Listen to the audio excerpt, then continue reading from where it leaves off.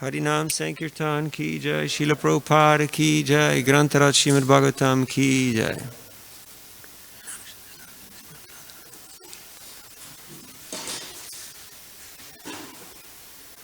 Om Namo Bhagavate Vasudevaya. Om Namo Bhagavate Vasudevaya. Om Namo Bhagavate Vasudevaya. Srimad Bhagavatam, 2nd Canto, 6th Chapter, Purusha Shukta confirmed, text number 27. Gatayo Matayaschaiva Prayaschittam Samarpanam Purusha Vayavair Ete Sambaraha Sambritamaya.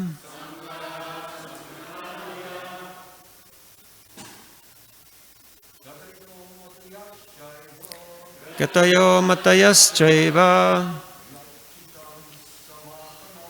Prayaschittam Samarpanam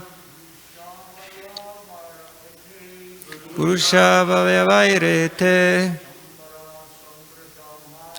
Sambaraha Sambritamaya. Gatayo Matayaschaiva Prayaschittam Samarpanam Purusha Vayavairete Sambara Sambritamaya. Gatayo Matayaschaiva Prayaschittam Samarpanam Purusha Vayavairete Sambritamaya. Ladies. Gatayo Matayaschaiva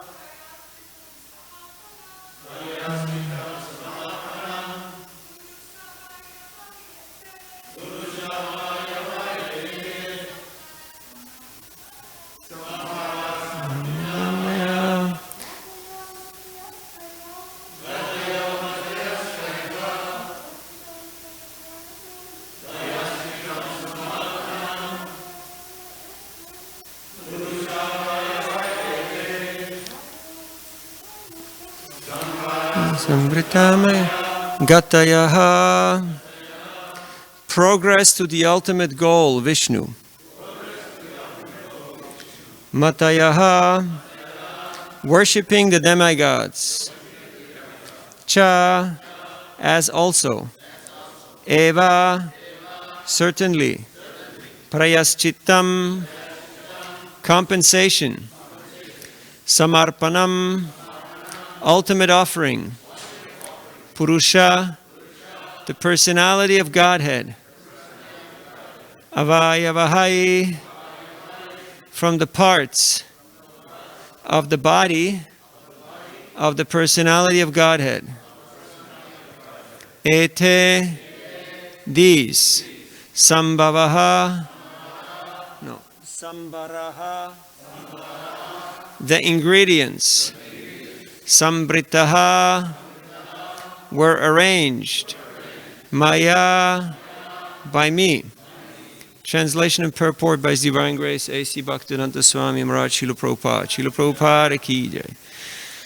So this is Lord Brahma speaking to his son, Narad Muni. Thus I had to arrange all these necessary ingredients and paraphernalia of sacrifice from the personal bodily parts of the personality of Godhead. By invocation of the demigods' names, the ultimate goal, Vishnu, was gradually attained, and thus compensation and ultimate offering were complete. Purport. In this verse, special stress is given to the person of the Supreme Lord, and not to his impersonal Brahmajyoti, as being the source of all supplies. Narayan, the Supreme Lord, is the goal of sacrificial results, and therefore the Vedic hymns are ultimately meant for attaining this goal. Human life is thus made successful by pleasing Narayan and getting entrance into the direct association of Narayan in the spiritual kingdom of Vaikuntha. Gatayo matayaschaiva prayaschitam samarpanam purusha vayavayairete sambaraha sambrita maya. Thus I had to arrange all these necessary ingredients and paraphernalia of sacrifice from the personal bodily parts of the personality of Godhead. By invocation of the demigods' names, the ultimate goal Vishnu was gradually attained, and thus compensation and ultimate offering were complete.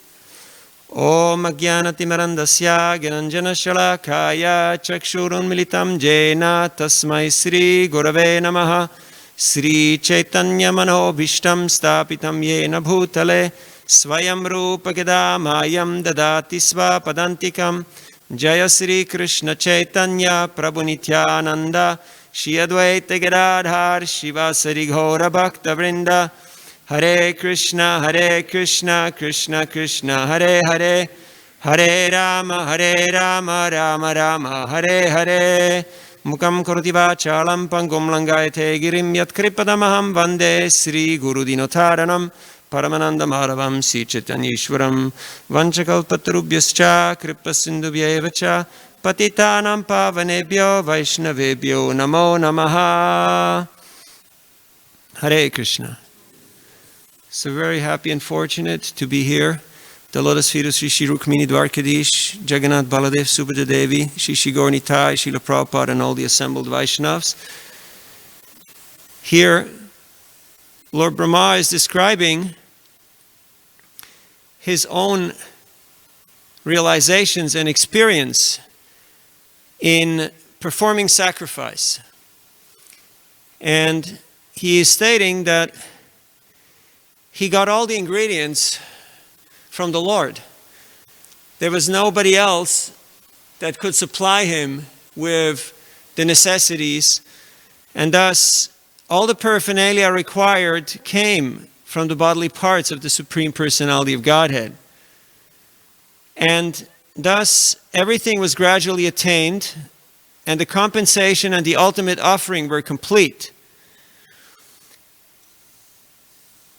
This is very much relevant for us because we are to engage in sacrifice, and in a similar way we also depend on the Supreme Lord because all the ingredients are coming from Him. We have no other resource. We cannot procure any of these elements outside. We have to get them from Krishna. So Srila Prabhupada in the purport here states that special stress is given to the person of the Supreme Lord and not to the impersonal Brahmajyoti. Srimad Bhagavatam states, Vadanti tatta tavidas tattvam yajgyanam advayam brahmeti paramatmeti bhagavaniti shabdyate. The people will appreciate the Lord in different aspects. Many people are going into nature and they're appreciating the Viratrupa. They go to the ocean. It's happening as we speak. They go to the mountains. They go out into the woods and they try to get some sense of relief, some sense of peace by engaging themselves with the impersonal or the Viratrupa. Then there are certain people who look for peace in meditation and try to get relief from the pangs of material existence by meditating on the localized aspect of the Supreme, which is there in the heart of the living entities, Paramatma. And then there are the devotees who are searching out for the person, the source of all these different manifestations. So we know that the person is the source of everything. Ete chang sakala pungsa Krishnastu Bhagavan Svayam Indradivya kolam lokam hridayantu juge juge. Everything emanates from Krishna. All these expansions, manifestations, they're all coming from Him. So, to really please Him is the goal of human life. Ante Narayana Smriti, to be able to remember Narayan at the end of life, is the goal of existence. This is the gati.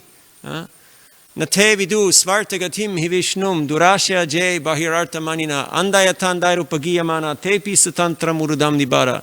Those who do not know that gati, that ultimate goal, they will get sidetracked and they will get confused in the material variety. And thus they will fall down into lower species. I had a doubt for a long time.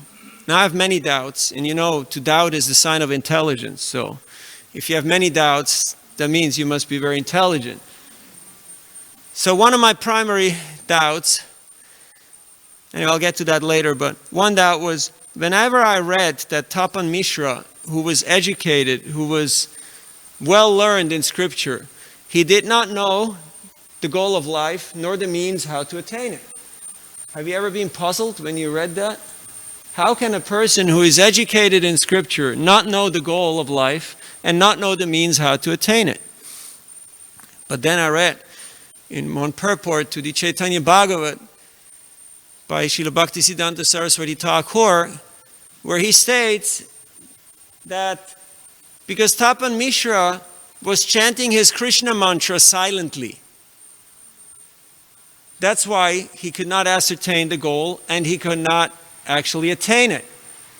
And in that purport, he's making the point that he was missing out on engaging in the 5 primary activities of devotional service, and is especially stressing Sankirtan.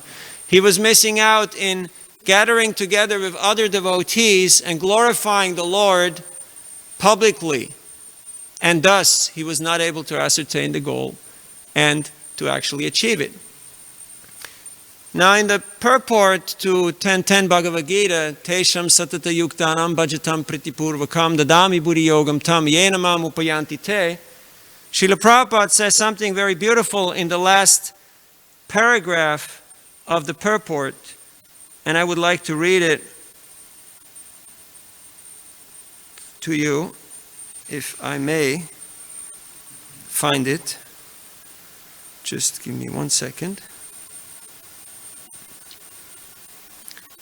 So the translation is, to those who are constantly devoted to serving me with love, I give the understanding by which they can come to me. And in the last paragraph, Srila Prabhupada writes, a person may have a bona fide spiritual master and may be attached to a spiritual organization. But if he's still not intelligent enough to make progress, then Krishna from within gives him instructions so that he may ultimately come to him without difficulty. The qualification is that a person always engage himself in Krishna consciousness and with love and devotion render all kinds of services. He should perform some sort of work for Krishna, and that work should be with love. If a devotee is not intelligent enough to make progress on the path of self-realization, but is sincere and devoted to the activities of devotional service, the Lord gives him a chance to make progress and ultimately attain to Him. Now, isn't that beautiful? I mean, that's why we should read Prabhupada's books every day, because otherwise you miss out on this. And this is really speaking to my heart. I mean, who is he speaking about? A person may have a bona fide spiritual master and may be attached to a spiritual organization. That's pretty relevant. That's pretty accurate. So Krishna, He is available, He's accessible, and He responds to devotion. He responds to devotion so much so that Srimati Radharani, she made Krishna a devotee. Like sometimes we say, I made this one a devotee, I made that one a devotee, I gave that one a book, this person became connected. But Sri Chaitanya Mahaprabhu appeared, Krishna appeared as Sri Chaitanya Mahaprabhu to experience the love, the affection and the devotional ecstasy of Srimati Radharani. So, Krishna is very responsive. Srila Prabhupada's right in Chaitanya Charitamrita. And we have all experienced that in our own lives, that as soon as we somehow turn towards Krishna, Krishna makes all the necessary arrangements. He moves us forward on the path to come closer to him. So Krishna is very responsive. So I would like to narrate one or two short stories and then open up for questions and discussions. When I was just starting out in Krishna consciousness in the early 80s, I was going to door in Switzerland and distributing books in a very conservative neighborhood with big houses, big fences, big dogs, and big false egos. And very few books went out. But one lady, she took 3 books, and she mentioned that her nephew had been to India. So I asked her, well, can you give me his number? And she gave it to me. And then I called, and the next Sunday, he came with his friend. And they both showed up. They had long hair and red eyes because they had just smoked some pot in the forest. And they were rich kids, so they were very proud. And they said, look, we have been to India already. We know all this stuff. But I was happy-go-lucky Bhakta-Nico, and I did not take no for an answer. So I just showed them the whole temple, gave them prasadam, and at the end, I showed them Prabhupada's books, the whole set, put it out on the table. And they just said, you know, we know it already, everything, but you're nice kids. So they put a few big bills on the table and packed up all the books and left. And then after, they kept coming and visiting like once every quarter, but not much was going on. But then after about a year, His Holiness Bhakti Churu Maharaj showed up at a Sunday feast and gave the class. And boom! And they were like, oh, this is our guru. And it just blew them out of the water. Because somebody actually cared. Somebody was actually able to penetrate through their covering, through all their conditioning. And they had a big house overlooking the lake of Lucerne and a lot of friends because they were rich kids. And they transformed that into a preaching center. And from that gathering, 15 people got initiated and a few dozen started chanting. All disciples of Maharaj. The whole lot. So, it shows that it's good if we make the books available. Yet, we also have to give the personal attention, the affection, the care, so that people feel, yes, somebody's here for me. A few days ago, I was in Santa Cruz, which is the home of the homeless vegan. And on the farmer's market, I met one man who said that he was in Vrindavan and met Prabhupada. And even though visibly he had tried to stay away from devotional service and the association of devotees, he was very much affected by Srila Prabhupada's presence. And he was very appreciative, even though he was incapable of committing, but he was visibly very touched. So,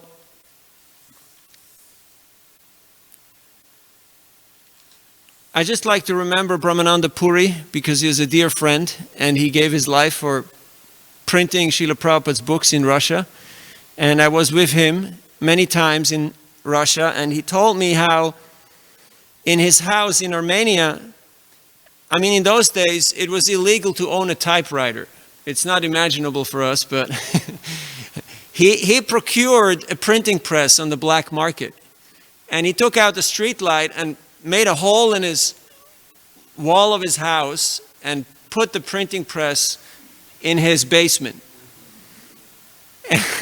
And he went and he procured paper and ink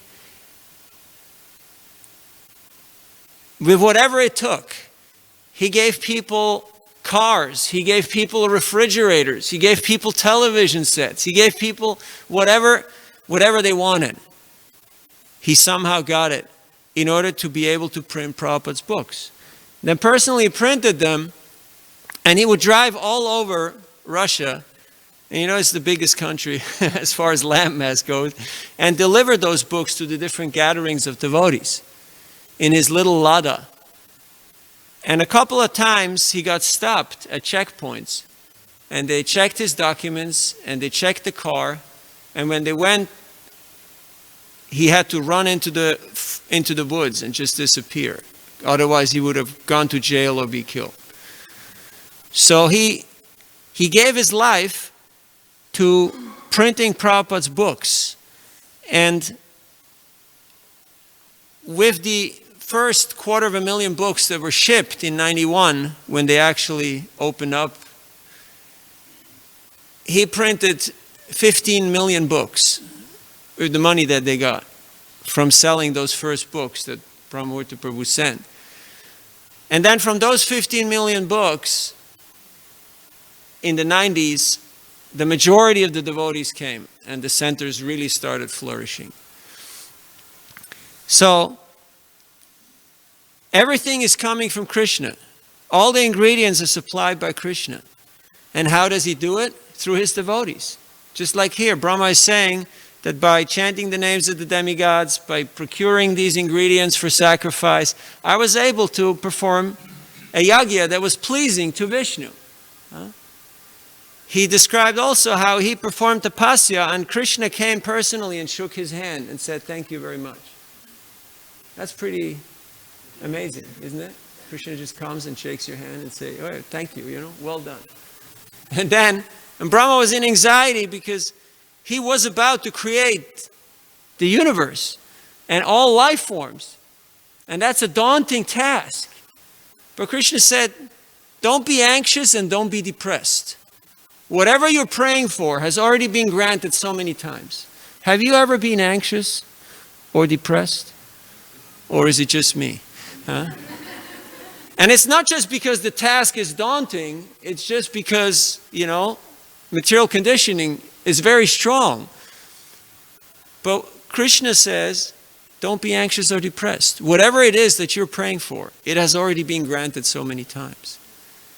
That's why when we read Prabhupada's books and we see how they relate to us, to our lives, we get courage, we get inspiration, we get solace, we get empowerment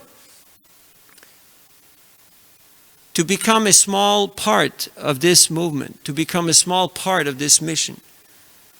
I'd like to read a part of a purport from the 4th canto, where this topic is being described.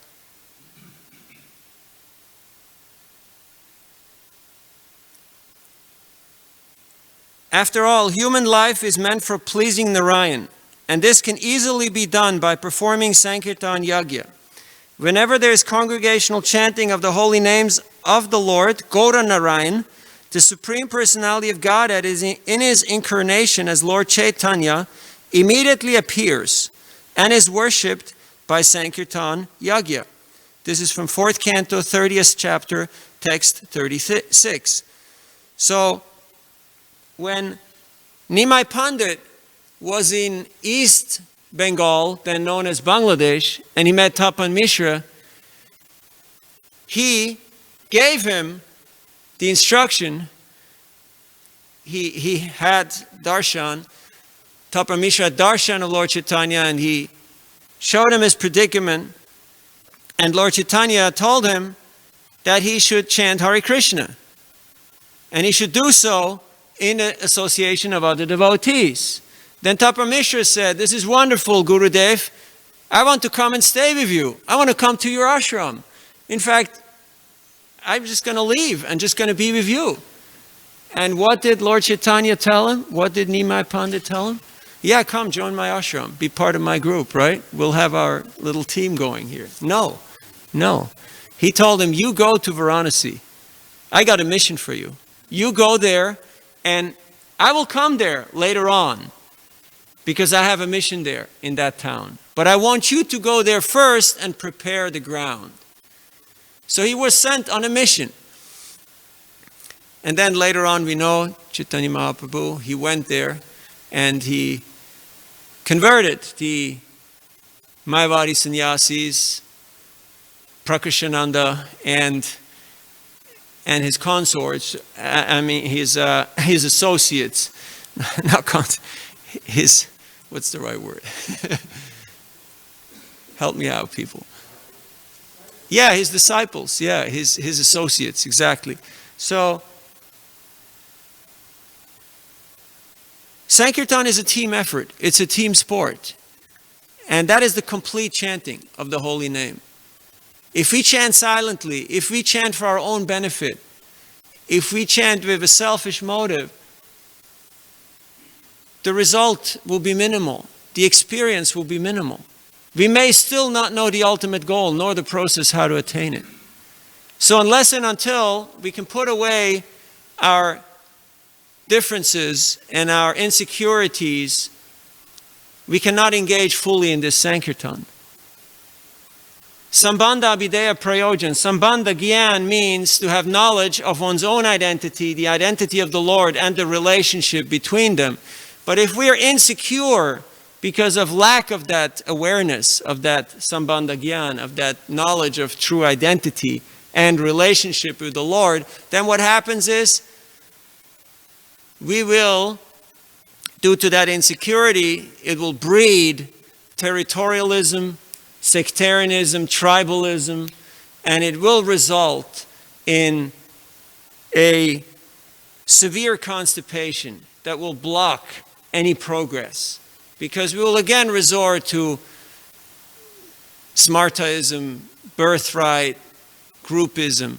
So, to truly engage in Sankirtan means to follow Chaitanya Mahaprabhu's instruction. To do so in the association of other devotees. Yet we know that in the age of Kali, as Kunti Maharani says, all difficulties come from social interaction.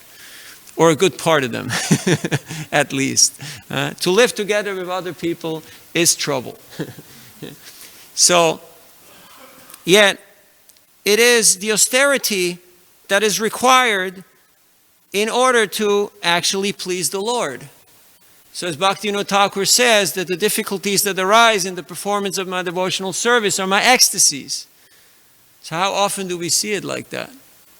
Now things are slowly opening up again, and we can hopefully get back to engaging more as a cohesive group and society and community of devotees. And so it's a transitional period. We had a little taste of solitary bhajan, of doing a bit more of that internal processing, which is certainly a good thing. Yet, let us not forget, there is a lot of people out there who are waiting for Krishna consciousness.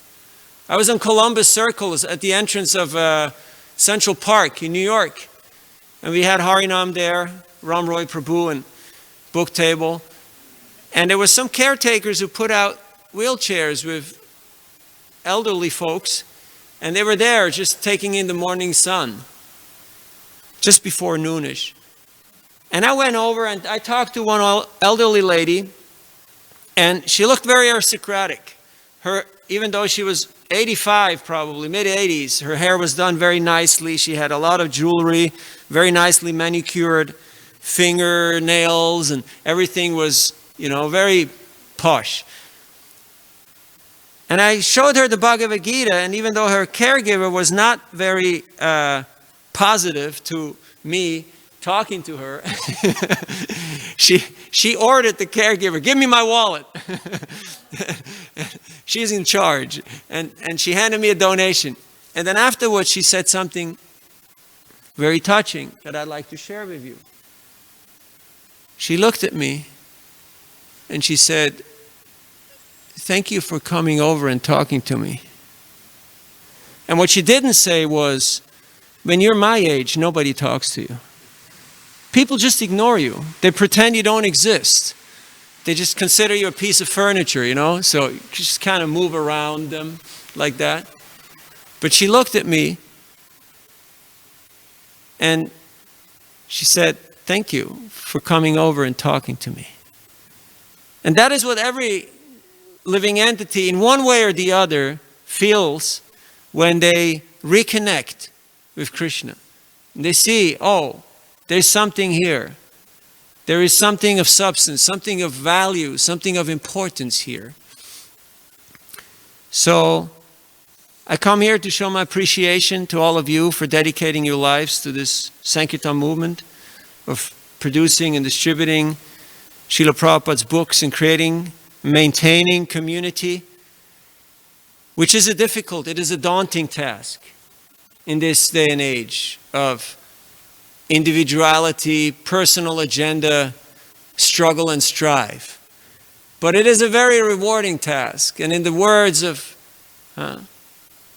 Lord Krishna from the Bhagavatam, don't be anxious and don't be depressed. Whatever you're praying for, it has already been granted so many times.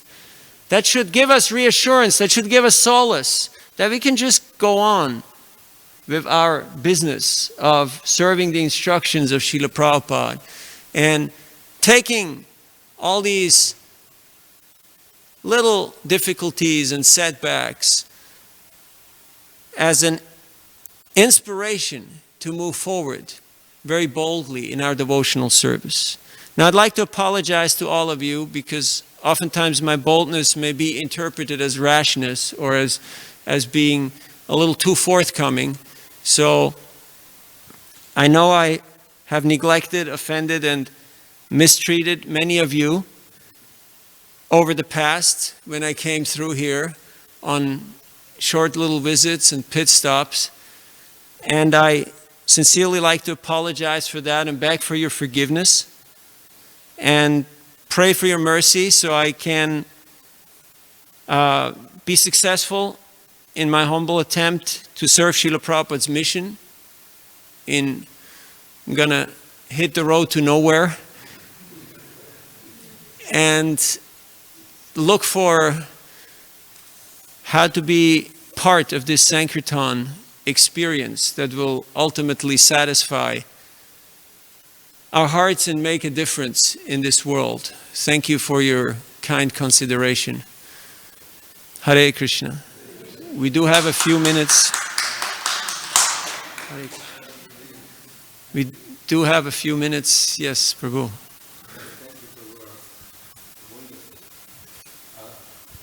I really appreciate very much your point about Tapana Mishra and the lacking of his realization of God realization because of chanting silently or not associating with devotees, which is the main part of our Sankirtan movement.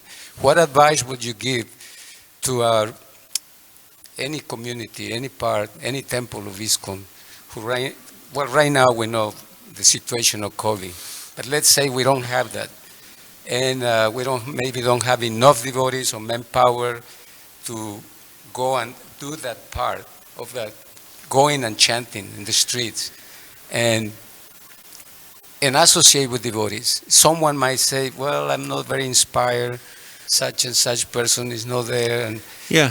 So what would you say to it? You meditate on Srila Prabhupada's example.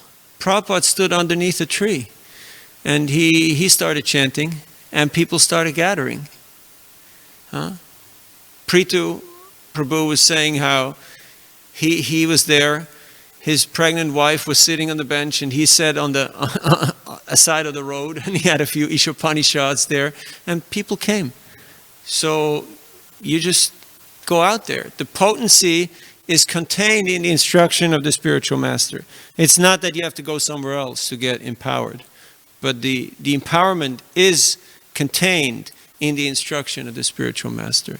Of course, we can come up with a lot of excuses, but even in these times, you know, every tragedy has an opportunity.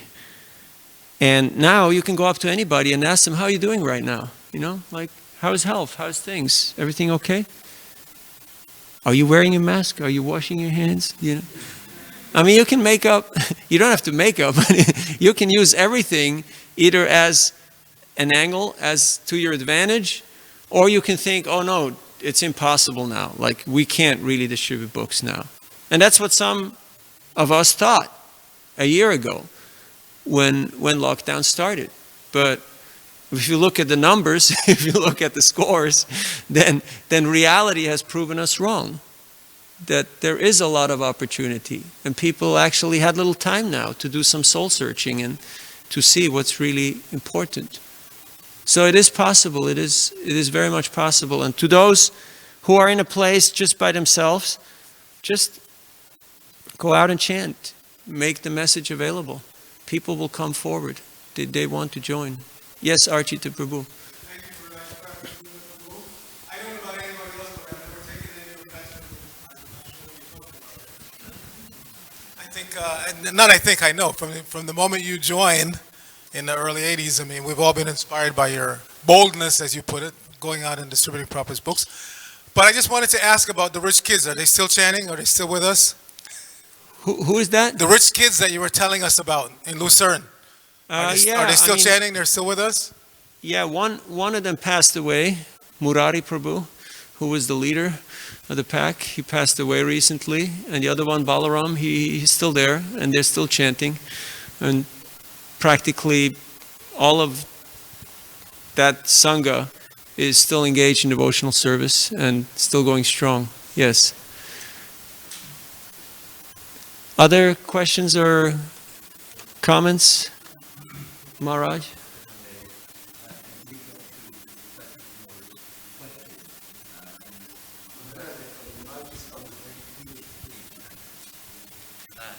The fact that sometimes you come to a person and he says, well, this bores me. I'm not really interested in it. I really don't have any enthusiasm.